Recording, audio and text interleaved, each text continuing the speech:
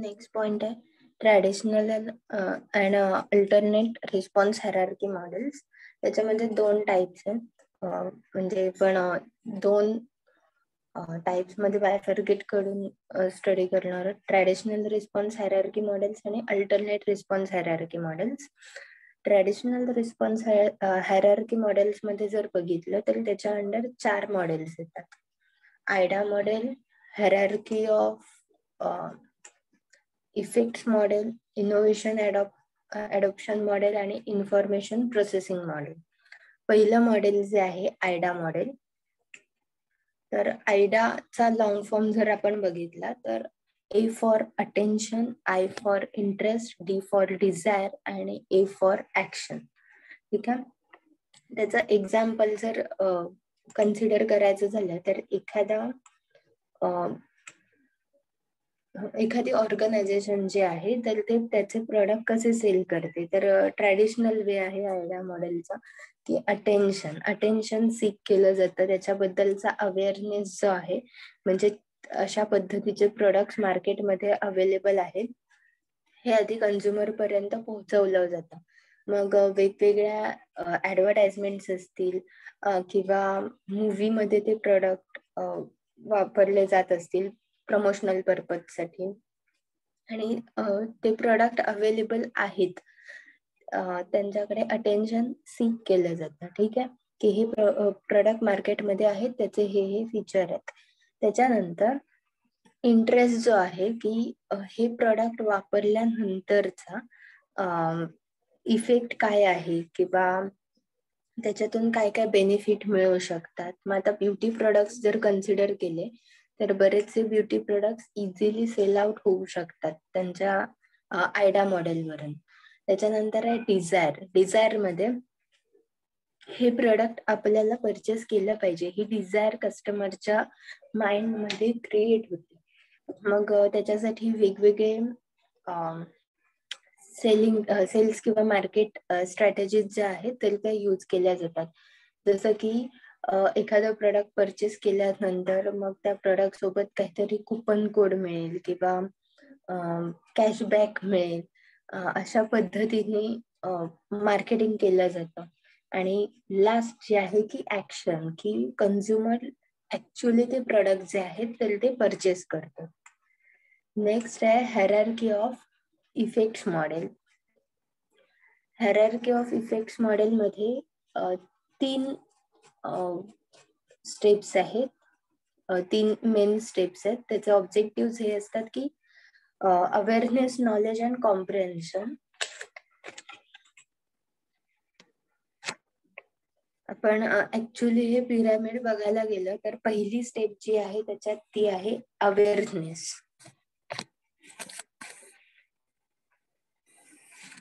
Awareness मध्ये त्या product बद्दल तो ब्रँड मार्केटमध्ये एक्झिस्ट आहे किंवा तसे प्रोडक्ट मार्केटमध्ये अवेलेबल आहेत याबद्दलची फक्त इन्फॉर्मेशन दिली जाते. अवेअरनेस क्रिएट केला जातो.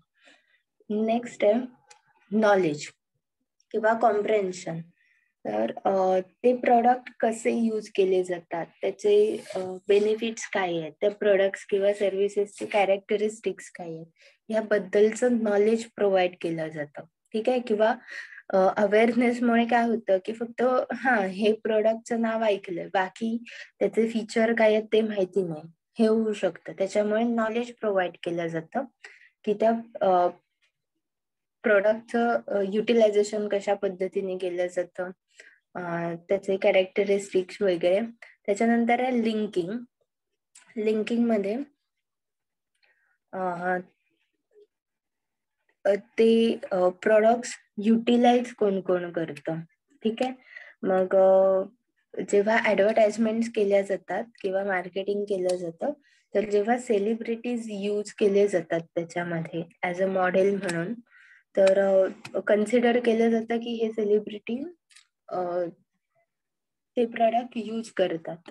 ठीक आहे. दुसरी गोष्ट कन्सिडर करायची झाली तर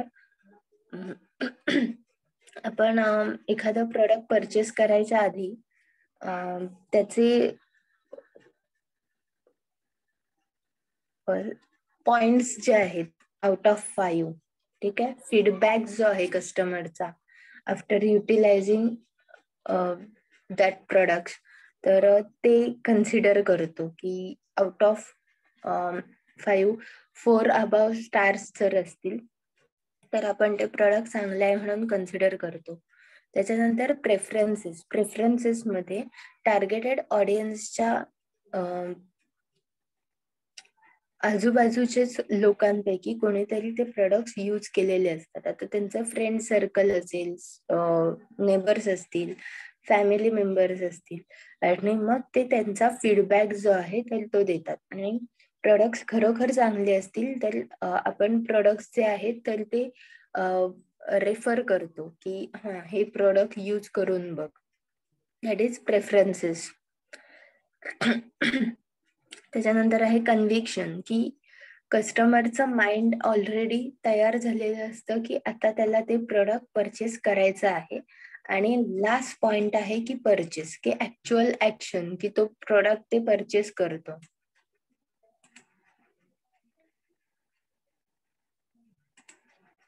नेक्स्ट आहे इनोव्हेशन अडॉप्शन मॉडेल. इनोव्हेशन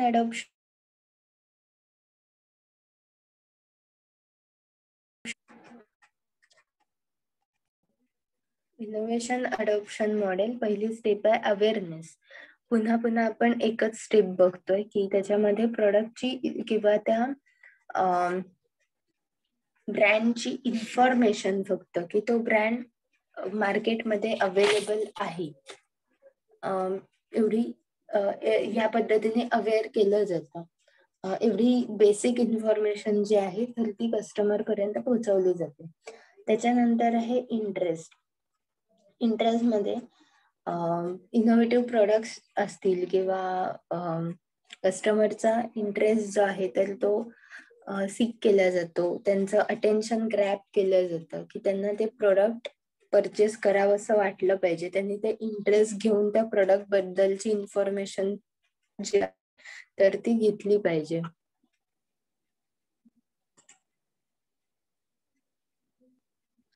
त्याच्यानंतर आहे इव्हॅल्युएशन मध्ये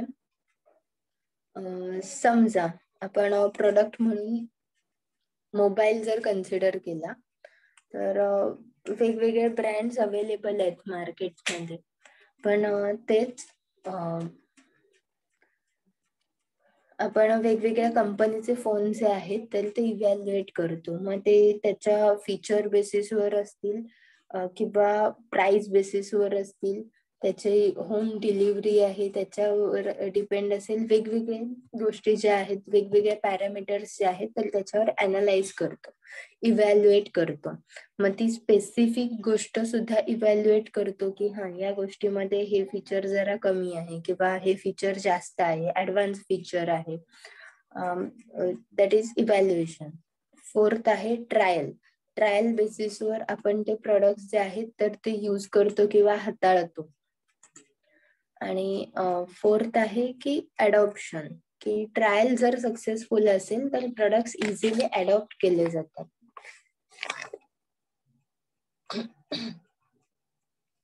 इन्फॉर्मेशन प्रोसेसिंग मॉडेल.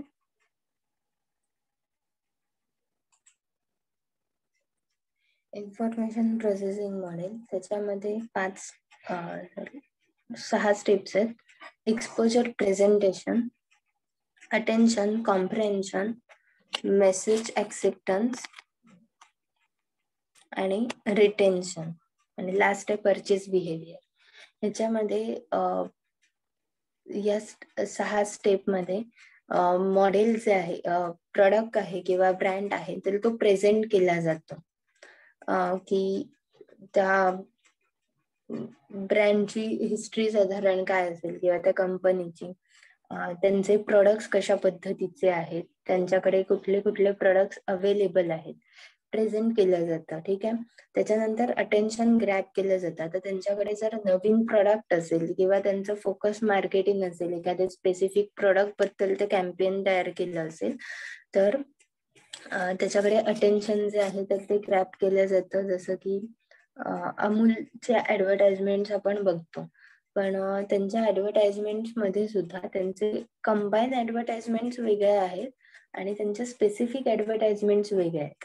मग स्पेसिफिक मध्ये ते कधी लस्सी, अमूल लस्सी वगैरे ऍडव्हर्टाइजमेंट करत असतात, ठीक आहे. किंवा त्यांचे मिल्कचे ऍडव्हर्टाइजमेंट वेगळे असतात, त्यांचे आईस्क्रीमचे ऍडव्हर्टाइजमेंट वेगळे असतात. म्हणजे काय, अटेन्शन सीक केलं जातं. त्याच्यानंतर कॉम्प्रेन्शन, प्रोडक्ट्स कसे अवेलेबल होतील, त्याचे कॅरेक्टरिस्टिक्स काय आहेत, किती प्राइस पर्यंत ते मिळू शकतील, याची डिटेल इन्फॉर्मेशन जी आहे तर ती दिली जाते. मेसेज ऍक्सेप्टन्स, त्यांच्या जो टॅगलाईन असतात किंवा ज्या स्ट्रॅटर्जीने किंवा जो मेसेज जो आहे तर ते त्या मार्केटिंग मधून देत आहेत किंवा ऍडव्हर्टाइजमेंट कॅम्पेन मधून देतात, तर तो कस्टमर ऍक्सेप्ट करतात. लाईक अमूलचं टॅगलाईन बघितलं तर टेस्ट ऑफ इंडिया, ठीक आहे. त्याच्यानंतर रिटेन्शन, एक्झिस्टिंग कस्टमर जे असतात त्या स्पेसिफिक प्रोडक्टचे तर ते रिटेन राहतात, कारण त्यांना रिमाइंडर म्हणून त्या ऍडव्हर्टाइजमेंट बघाव्या लागतात. ते प्रोडक्ट्स किंवा त्याचे फीचर्स जे आहेत तर त्याच्यामध्ये कन्सिस्टन्सी असते, त्याच्यामुळे ते लॉयल कस्टमर असतात. आणि लास्ट जे न्यू कस्टमर आहेत तर ते काय करतात, त्यांचं परचेस बिहेवियर म्हणजे ते प्रोडक्ट आहेत तर ते परचेस करतात. नेक्स्ट आहे implication of traditional hierarchy models. पहिला आहे की आपण नवीन प्रोडक्ट किंवा सर्व्हिसेस बद्दलचा अवेअरनेस जो आहे की जेणेकरून टार्गेटेड ऑडियन्स ते प्रोडक्ट परचेस करतील, त्याच्यासाठी हा वे यूज करतो.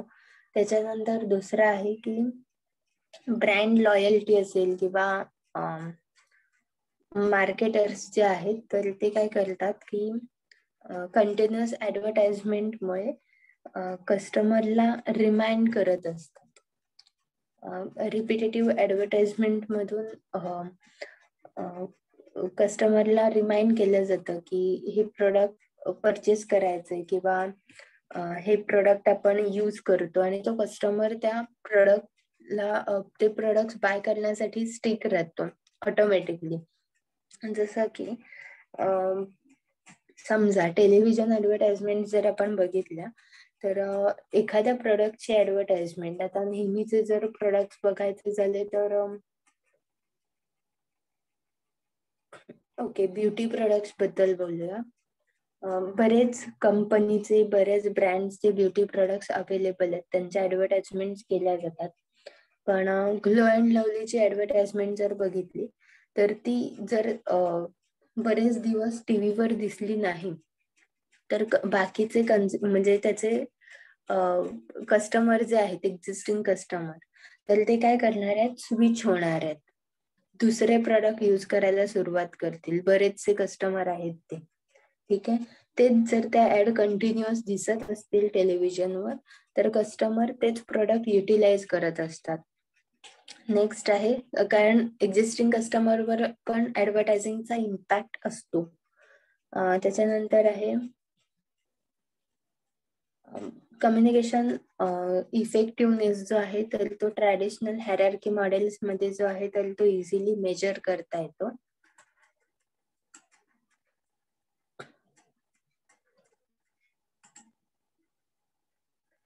इन्फॉर्मेशन प्रोसेसिंग मॉडेल बघितला तर evaluating traditional response hierarchy models. पहिलं आहे की कॉग्निटिव्ह स्टेज मध्ये रिसिव्हर किंवा कस्टमर जो आहे तर तो ऑलरेडी त्या प्रोडक्ट बद्दल अवेअर असतो, त्या प्रोडक्ट किंवा ब्रँड बद्दल त्याचे कॅरेक्टरिस्टिक्स किंवा बेनिफिट असतील तर त्याच्याबद्दल त्याला नॉलेज असतं. त्याच्यानंतर आहे अफेक्टिव्ह स्टेज मध्ये रिसिव्हरच्या किंवा कन्झ्युमरच्या फिलिंग्स किंवा त्याचं ओपिनियन जे आहे तर ते बिल्डअप झालेलं असतं की एखादा ब्रँड त्याला आवडतो की नाही आवडत, ठीक आहे. त्याच्यानंतर आहे बिहेवियरल स्टेज मध्ये ही ऍक्शन स्टेज असते, फायनल स्टेज कन्झ्युमरची, की तो एखादा ब्रँड ट्रायल करतो, परचेस करतो आणि पुन्हा त्याचा अडॉप्शनचा किंवा रिजेक्शनचा डिसिजन घेऊ शकतो. नेक्स्ट आहे अल्टरनेटिव्ह रिस्पॉन्स हायरार्की मॉडेल. आपण हा सेकंड टाइप जो बघत होतो, त्याच्यामधलं पहिलं मॉडेल जे आहे तर ते स्टँडर्ड लर्निंग हायरार्की मॉडेल आहे. स्टँडर्ड लर्निंग हायरार्की मॉडेल मध्ये काही गोष्टी ज्या आहेत, म्हणजे इथे जर प्रोसेस बघत असाल तर लीन, फील आणि डू हा सिक्वेन्स, लर्न, फील आणि डू हा सिक्वेन्स असतो.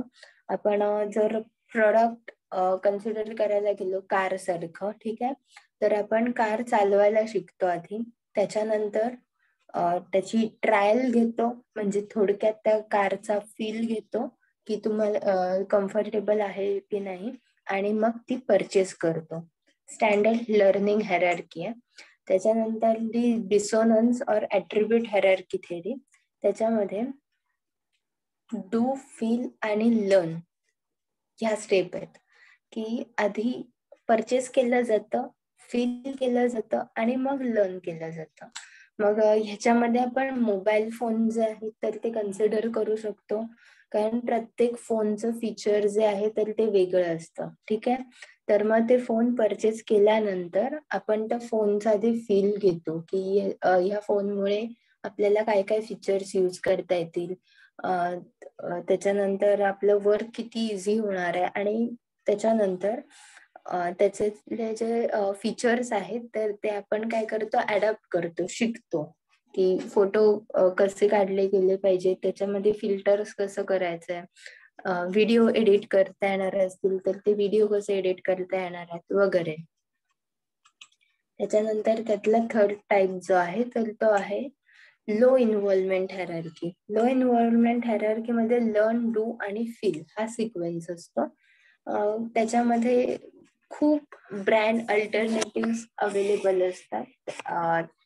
त्याच्यामुळे आपण जास्त विचार करत बसत नाही. आता साधे साधे प्रोडक्ट्स आहेत अगदी आपल्या घरातले सुद्धा, की जे आपण युटिलाइज करतो. तर त्या प्रोडक्ट मध्ये सुद्धा आपण एखादा मसाला असेल तर मसाल्याचा ब्रँड पण आपण काय करतो, की ऍडव्हर्टाइजमेंट बघून बघून तो परचेस करून बघतो, त्याचा फील घेतो आणि मग ठरवतो पुन्हा तो ब्रँड यूज करायचा की नाही. आणि त्याच्यामध्ये काही फार हाय इन्व्हॉल्वमेंट असायची गरज नसते. त्याच्यानंतर आहे implication of alternative response model. त्याच्यामध्ये various response models provide insight into promotional strategies that the marketer might pursue in different situations. Promotional strategies ज्या आहेत तर त्या अडॉप्ट केल्या जातात. अल्टरनेटिव्ह प्रमोशनल स्ट्रॅटेजीज असतात. त्याच्यानंतर आहे जनरल अवेअरनेस जो आहे तर तो क्रिएट केला जातो. रिपिटेटिव्ह परचेसवर फोकस केलं जातं. Role of advertising and the other forms of promotion may be to introduce trial. So consumers can adopt brand preference preliminary on the basis of direct experience with the product. Trial वर भर दिला जातो.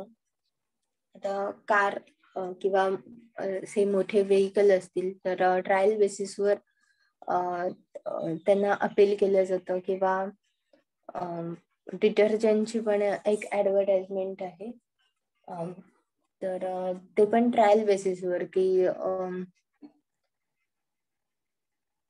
आधी use करून बघा आणि मग ठरवा, ठीक आहे. अशा पद्धतीने प्रोडक्ट्सच्या ऍडव्हर्टाइजमेंट केल्या जातात, की ट्रायल बेसिसवर यूज करून बघा आणि मग तुमचा परचेसिंग डिसिजन आहे तर तो घ्या.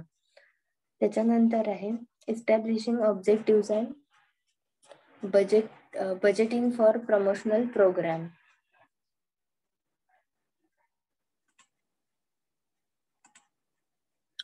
त्याचे ऑब्जेक्टिव्ह आहेत to remind existing customer of a product so that they may repurchase to reach a target audience that might be geographical dispersed,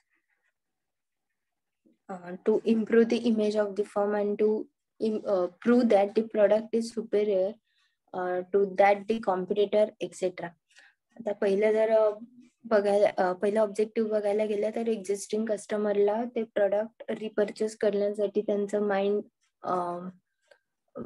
तयार करणं, रिमाइंड करणं त्यांना ऍडव्हर्टाइजमेंट थ्रू, त्याच्यानंतर टार्गेटेड ऑडियन्स पर्यंत पोहोचणं, जॉग्राफिकल एरियाज वायडर आहेत, ठीक आहे. तर तिथपर्यंत टार्गेटेड ऑडियन्स पर्यंत त्या ऍडव्हर्टाइजमेंट ते प्रोडक्ट पोहोचले पाहिजेत. त्याच्यानंतर फॉर्मची इमेज जी आहे तर ती इम्प्रूव्ह झाली पाहिजे आणि आपलं प्रोडक्ट कसं सुपेरियर आहे कॉम्पिटिटर पेक्षा, तर ती इमेज बिल्ड. त्याच्यानंतर आहे नीड फॉर प्रमोशनल ऑब्जेक्टिव्ह च्या जर बघितल्या तर ही ऍडव्हर्टाइजमेंट प्रमोशनल प्रोग्राम असेल, मार्केटिंग असेल, त्याच्याशिवाय पॉसिबलच नाहीये, ठीक आहे. किंवा कोऑर्डिनेट करणं एखाद्या कंपनीशी किंवा एखादा एजंट किंवा सेल्स पर्सन असेल तर तो त्या कस्टमरशी जेव्हा ऍक्च्युली त्याला जे आहेत त्याच्यानंतर आहे प्लॅनिंग आणि डिसिजन मेकिंग. प्लॅनिंग आणि प्रमोशनल मिक्स करावे लागतात. साठी करावे लागते की जे परचेस करते कंपनीचं डिसिजन मेकिंग, मार्केटिंग सिलेक्ट कर, त्यानंतर स्ट्रॅटेजीज कुठल्या सिलेक्ट करतायत, व्हॅल्युएशन ऑफ ऍक्च्युअल रिझल्ट जो आहे तर तो इव्हॅल्युएट केला जातो, ऍक्च्युअल रिझल्ट काउंट केला जातो. reinforce the brand मध्ये. Once a purchase is made, the marketer can use promotion to help build a strong relationship that can lead to repeat purchase and ultimately turning him into loyal customer. Repetitive purchase साठी त्यांच्याशी relationship bond जो आहे तर तो create केला जातो. त्याच्यानंतर stimulate demand मध्ये consistency in demand about that specific product. त्यासाठी त्यांना एफर्ट्स घ्यावे लागतात किंवा मार्केटमध्ये तसा अवेअरनेस आहे, कस्टमरला मोटिवेट केलं जातं. त्याच्यानंतर differentiate a product, different types किंवा व्हरायटी ऑफ प्रोडक्ट जे आहेत तर ते मार्केटमध्ये अवेलेबल करून दिले जातात. एक कॉम्पिटिशन जे आहे तर ती टफ कॉम्पिटिशन तयार होते ह्यामुळे.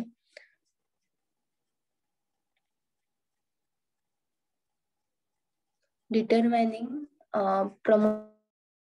त्याच्यामध्ये promotional evolve overall marketing objective. कंपनीचा मार्केटिंग प्लॅन जो आहे तर तो आपल्याला प्रमोशनल ऑब्जेक्टिव्ह वर रिफ्लेक्ट होताना दिसतो. कारण कंपनीच्या पॉलिसीज वरच प्रमोशनल किंवा मार्केटिंग ऑब्जेक्टिव्ह जे आहेत तर ते डिपेंड असतात. त्याच्यानंतर आहे कारण प्रॉफिट मेकिंग असेल, त्याच्यानंतर मेजरेबल आउटकम्स आहेत, त्यांचे स्पेसिफिकेशन आहे, टर्म्स अँड कंडिशन आहेत. नेक्स्ट आहे managers must be able to translate the general marketing goals into communication goals and specific promotional objectives. मॅनेजर्सने काय केलं पाहिजे तर जनरल मार्केटिंग गोल्स जे आहेत तर ते स्पेसिफिक प्रमोशनल ऑब्जेक्टिव्ह मध्ये कन्वर्ट केले गेले पाहिजेत. आता जनरल मार्केटिंग गोल्स काय असतात की प्रॉफिट मेकिंग आहे, अवेअरनेस आहे, इन्क्रीज इन सेल आहे. तर हे स्पेसिफिक करून मग मार्केटिंगला ऑब्जेक्टिव्ह दिले गेले पाहिजेत किंवा प्रमोशनल इव्हेंटला. त्याच्यामुळे प्रमोशनल तर ते पर्पज साठी प्रमोशनल इव्हेंट फक्त अवेअरनेस क्रिएट करण्यात, काही प्रमोशनल तर ते कॉम्प्रेन्शन साठी किंवा सेल्स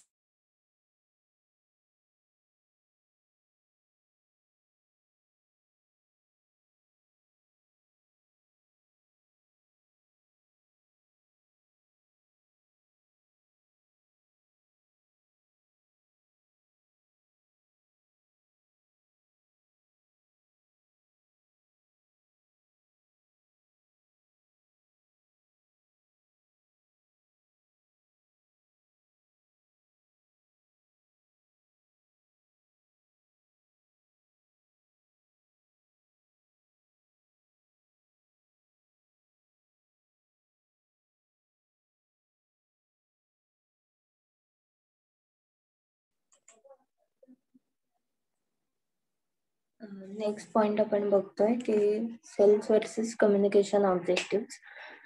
त्याच्यात प्रॉब्लेम्स ऑफ सेल्स ऑब्जेक्टिव्ह आहे की sales are convenient and really attractive advertising objective for many managers, but except for direct action advertising, they are usually unsuitable for the most advertising. Then sales objective, however, may not be operational in certain cases because advertising is just one factor among many others that influence sales. To identify the contribution of advertising alone may really be difficult. आता cells versus communication objective जर बघायचे झाले तर नेहमीच cells objective जे आहेत तर ते कम्युनिकेट करता येत नाहीत. ठीक आहे. आता आपण पुढचे पॉइंट बघू, त्याच्यात लक्षात येईल तुम्हाला. Where sales objective for advertising can be applied. Sales objective advertising मधून कसे अप्लाय करता येतील, तर पहिलं आहे direct action advertising. Direct action advertising मध्ये टार्गेटेड ऑडियन्सला स्पेसिफिक प्रोडक्टच्या बद्दल इन्फॉर्मेशन जी आहे तर ती दिली जाते, त्यांना अप्रोच केलं जातं की जेणेकरून ते प्रोडक्ट यूज करतील. त्याच्यानंतर आहे सेल्स प्रमोशनल प्रोग्राम. त्याच्यामध्ये स्क्रॅच अँड विन सारखे स्ट्रॅटेजीज ज्या आहेत तर त्या यूज केल्या जातात, किंवा डिस्काउंट्स असतील, कुपन्स असतील तर ते प्रोव्हाइड केले जातात. त्याच्यानंतर आहे in case of companies where advertising plays a dominant role the marketing program and other elements are relatively stable, sales oriented objectives are used. की ऍडव्हर्टायझिंग डॉमिनंट रोल प्ले करत असेल तर मार्केटिंग प्रोग्राम किंवा बाकीचे एलिमेंट जे आहेत तर ते रिलेटिव्हली स्टेबल आणि सेल्स ओरिएंटेड ऑब्जेक्टिव्ह जे आहेत तर ते त्यांनी इम्प्लिमेंट केले पाहिजेत. त्याच्यानंतर आहे कम्युनिकेशन ऑब्जेक्टिव्ह. कम्युनिकेशन ऑब्जेक्टिव्ह आपल्याला माहित आहेत की कम्युनिकेटच नाही केलं तर ब्रँड बद्दल किंवा प्रोडक्ट बद्दलचा अवेअरनेस आहे तर तो क्रिएट होणार नाही, त्यांना नॉलेज मिळणार नाही, त्यांचे डाऊट्स रिसॉल्व्ह होणार नाहीत, त्यांना रेफरन्सेस मिळणार नाहीत कन्झ्युमरना. ठीक आहे.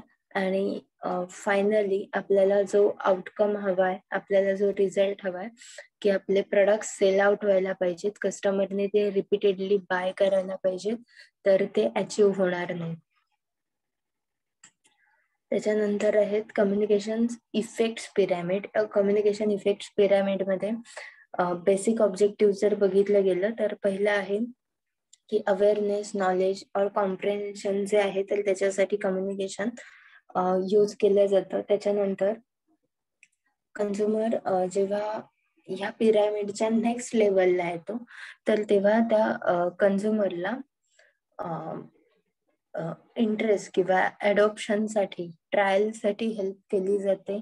त्यांनी ते प्रोडक्ट परचेस केल्यानंतर नेक्स्ट स्टेपला त्या कन्झ्युमरला रिपर्चेस साठी आणि मग फायनल स्टेप जी आहे लॉयल कस्टमर म्हणून, तर त्या पिरॅमिडच्या लास्ट पॉइंटला, टॉपला नेण्यापर्यंत कम्युनिकेशन जे आहे तर ते रोल प्ले करतं.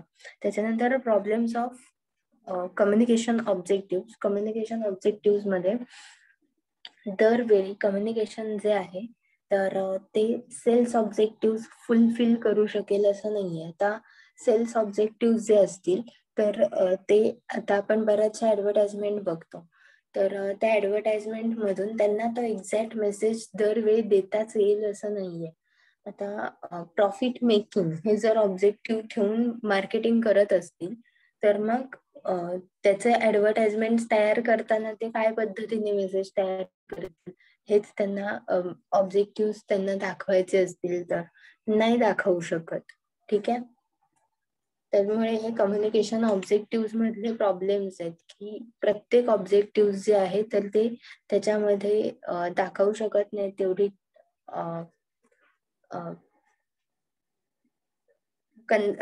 ऍडिक्वेट लेवल जी आहे तर ती त्याच्यात नाहीये. बेसिक लेवल्स ज्या आहेत, जनरल लेवल जे आहेत, अवेअरनेस, नॉलेज, लिंकिंग, प्रेफरन्सेस, तर त्याच्यातून फक्त आपल्याला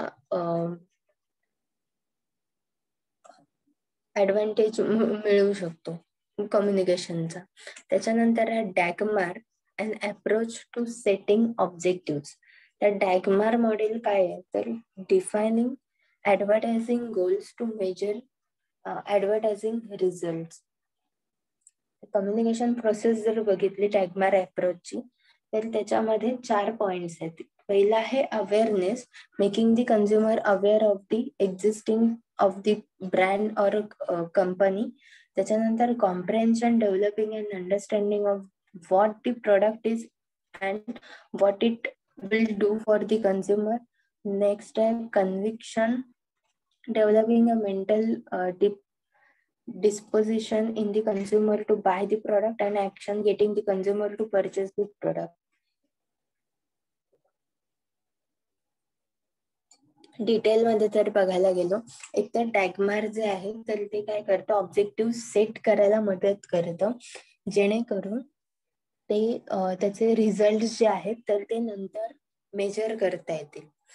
आता ह्याच स्टेजेस ब्रीफली बघणार आहोत. अवेअरनेस, कंझ्युमरला प्रोडक्ट बद्दल किंवा त्या कंपनी बद्दल, त्या ब्रँड बद्दल अवेअर केलं जातं की अशी अशी कंपनी मार्केटमध्ये एक्झिस्ट करते. त्याच्यानंतर त्यांचे जे काही प्रोडक्ट्स अवेलेबल असतील त्याच्याबद्दल अवेअर केलं जातं.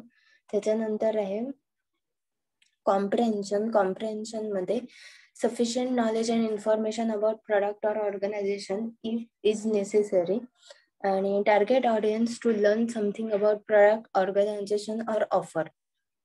ऑर्गनायझेशनचा जर काही ऑफर्स असतील तर त्या समजावून सांगितल्या जातात.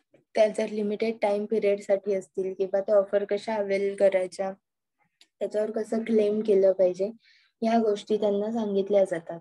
त्याच्यानंतर ऍटिट्यूड और कन्व्हिक्शन, की कंझ्युमर त्याचं माइंड तयार करतो किंवा त्याच्या माइंड मध्ये फेवरेबल डिसिजन जो आहे तर तो झालेला असतो की त्याला ते प्रोडक्ट्स परचेस करायचे. आणि लास्ट आहे ऍक्शन प्लॅन, की जिथे तो ऍक्च्युअली ते प्रोडक्ट परचेस करतो. त्याच्यानंतर आहे कॅरेक्टरिस्टिक्स ऑफ ऑब्जेक्टिव्ह.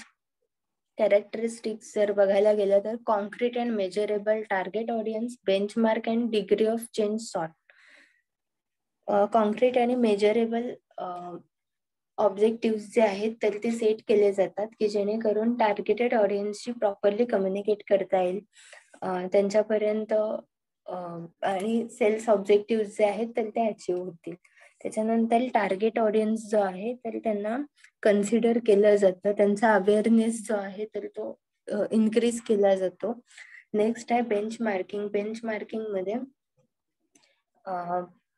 कॅम्पेन जे आहेत तर त्यांचा बेंचमार्क डिसाइड केलेला असतो की त्यांना हा एक्सपेक्टेड रिझल्ट जो आहे तर तो अचीव्ह करायचा आहे आणि त्याच्यानुसार त्या कॅम्पेन मध्ये चेंजेस केले जातात. नेक्स्ट आहे स्पेसिफाईड टाइम पिरियड, की स्पेसिफिक ड्युरेशन साठी ते वर्क करत असतात. फॉर एक्झाम्पल 6 मंथ्स असेल किंवा 1 इयर असेल, की ज्याच्यामध्ये त्यांना तो एक्सपेक्टेड रिझल्ट जो आहे तर तो द्यायचा असतो. त्याच्यानंतर आहे रिटर्न गोल्स. गोल्स जे आहेत किंवा ऑब्जेक्टिव्ह जे आहेत तर ते रिटर्न केलेले म्हणजे इन रिटर्न असतात, प्रोसिजरल असतात, रॅन्डमली सेट केलेले ऑब्जेक्टिव्ह नसतात. ठीक आहे, कारण ही खूप मोठी प्रोसेस आहे. प्रॉब्लेम जर किंवा क्रिटिसिझम जर बघायला गेलं डॅगमारचा नेक्स्ट पॉइंट होच आहे, तर त्याच्यामध्ये आपल्याला लक्षात येईल प्रॉब्लेम्स इन सेटिंग ऑब्जेक्टिव्ह और क्रिटिसिझम ऑफ डॅगमार. पहिला पॉइंट आहे मेजरमेंट प्रॉब्लेम. मेजरमेंट मॉडेलमध्ये आपल्याला एक्झॅक्ट मेजरमेंट करता येईल का त्या इफेक्टिव्हनेसचं, हा एक क्वेश्चन कायम राहणार आहे. त्याच्यानंतर प्रॉब्लेम विथ रिस्पॉन्स हायरार्की. कन्झ्युमरचे जे रिस्पॉन्स आहेत, आता काही कन्झ्युमर्स जे आहेत तर ते काय करणार आहेत की इंटरेस्ट शो करणार आहेत, पण ऍक्च्युली इंटरेस्ट शो केलेले कन्झ्युमर ऍडॉप्शन किंवा परचेस डिसिजन घेणार आहेत का, किंवा परचेस डिसिजन घेतलेले कन्झ्युमर न्यू कन्झ्युमर किती आहेत, रिपिटेटिव्ह बाईंग डिसिजन घेतलेले कन्झ्युमर किती आहेत, तर हे अनालाइज करणं किंवा ही हायरार्की मेंटेन करणं अवघड आहे. त्याच्यानंतर too much importance in advertising. टॅगमार मध्ये जास्तीत जास्त इम्पॉर्टन्स आहे तर तो ऍडव्हर्टायझिंग वर दिला जातो, जेणेकरून अवेअरनेस किंवा लिंकिंग आहे तर ते क्रिएट होईल. आणि प्रॅक्टिकॅलिटी अँड कॉस्ट जर बघितली तर टॅगमारची कॉस्ट जी आहे तर ती खूप हाय आहे. त्यामुळे ते ऍक्च्युअल इम्प्लिमेंट करणं लार्ज स्केल ऑर्गनायझेशनला पॉसिबल होऊ शकतं.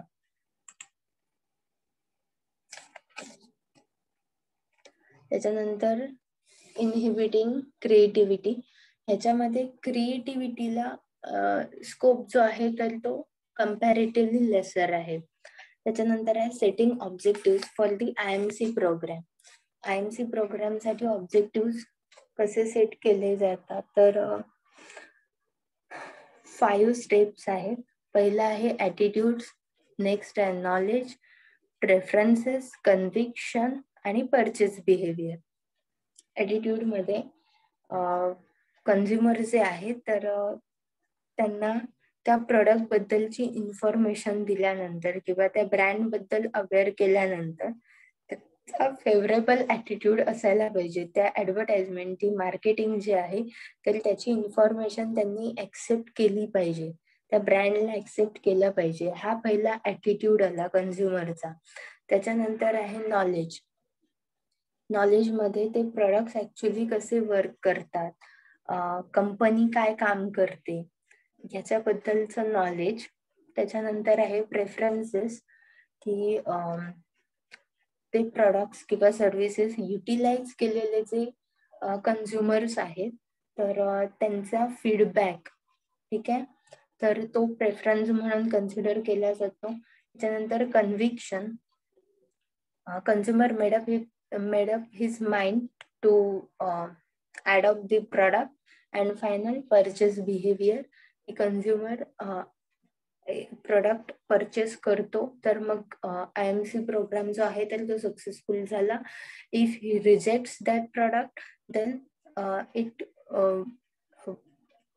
IMC प्रोग्राम जो आहे तर तो फेल होईल. नेक्स्ट आहे प्रमोशनल बजेट. प्रमोशनल बजेट जे आहे तर आपल्याला बजेट हा शब्द माहिती आहे की बजेट जातात एखाद्या गोष्टीला, एखाद्या इव्हेंटला. प्रमोशन साठी जे बजेट अलोकेट, 2 टाईप आहेत बजेटिंग अप्रोचेसचे. कारण पैशाशिवाय कुठलेही प्रमोशन काय किंवा मार्केटिंग काय तर ते करता येणार नाहीये. तर पहिला जो अप्रोच आहे तर तो टॉप डाऊन अप्रोच आहे आणि दुसरा आहे तर तो डाऊन टॉप अप्रोच आहे. पहिला अप्रोच जर आपण बघतोय टॉप डाऊन अप्रोच मध्ये तर त्याच्यात पॉइंट्स बघूया. दी अफोर्डेबल मेथड आहे, दी आर्बिटरी अलोकेशन आहे, पर्सेंटेज ऑफ सेल्स आहे, कॉम्पिटिटिव्ह पॅरिटी. तर पहिला जो पॉइंट आहे तर त्याच्यात अफोर्डेबल मेथडमध्ये फंड जितके अलोकेट करते जितके ते अफोर्ड करू शकते. टॉप लेवल मॅनेजमेंट जे आहे तर ते हे फंड अलोकेट करतात प्रॉपर अनालायझेशन करून. त्याच्यानंतर आर्बिटरी अलोकेशन मध्ये allocate the budgetary amount without any theoretical knowledge, की जितके प्रॅक्टिकली पॉसिबल आहेत बजेट मध्ये बसतात तितके फंड अलोकेट केले जातात. त्या फंड मध्ये प्रॅक्टिकली तितकं अनालाइज किंवा कॅल्क्युलेशन केलेलं नसतं की या फंड्स मध्ये प्रमोशनल प्रोग्राम होतील की नाही. In short, top level management funds allocate करते. त्याच्यानंतर मिडल लेवल मॅनेजमेंट जे आहे तर ते फंड्स कसे युटिलाइज करायचे आणि त्याच्यामध्ये प्रमोशनल इव्हेंट कसा मॅनेज करायचा हे डिसाइड करते. आणि लोअर लेवल मॅनेजरियल पीपल आहेत तर ते काय करतात, हा प्लॅन एक्झिक्यूट करतात. त्या पर्सेंटेज ऑन सेल्स मध्ये की जे बजेट किंवा जी अमाऊंट अलोकेट केली आहे तर त्याच्यामुळे सेल्स किती होतोय त्या प्रोडक्टचा. त्याच्यानंतर कॉम्पिटिटिव्ह पॅरिटी मध्ये की कॉम्पिटिटरच्या प्रमोशनल प्रोग्रामला मॅच करता येतंय का. आणि नेक्स्ट आहे रिटर्न ऑन इन्व्हेस्टमेंट, की त्या ऍडव्हर्टायझिंग मध्ये प्रमोशन मध्ये जर एवढी इन्व्हेस्टमेंट केली आहे तर त्याचे रिटर्न किती मिळतात. नेक्स्ट आहे बॉटम अप अप्रोच. आता जो अप्रोच बघितला त्याच्या बरोबर विरुद्ध आहे objective and task method, pay out planning आणि क्वांटिटेटिव्ह मॉडेल. आता ह्या स्टेप्स नुसार किंवा ह्या डायग्राम नुसार बघूया की promotion objective are set. Promotion objective जे आहेत तर ते टॉप लेवल मॅनेजमेंटने सेट केलेले असतात. तर बॉटम लेवल मॅनेजमेंट जे आहे किंवा मिडल लेवल जे आपण म्हणतो तर ते काय करतात की एक बजेट जे आहे तर ते सेट करतात according to activities need to achieve objective are plan, की कुठल्या कुठल्या ऍक्टिव्हिटीज केल्या पाहिजेत, प्रमोशनल इव्हेंट कसे कसे करायला पाहिजेत, त्याला कॉस्ट किती लागेल, त्याच्यानंतर त्याचं बजेट किती जाईल. आणि लास्ट पॉइंट जो आहे की हे सगळं प्रपोजल जे आहे तर ते टॉप लेवल मॅनेजमेंटकडे दिलं जातं आणि टॉप लेवल मॅनेजमेंट ते प्रपोजल अप्रूव्ह करते. ठीक आहे.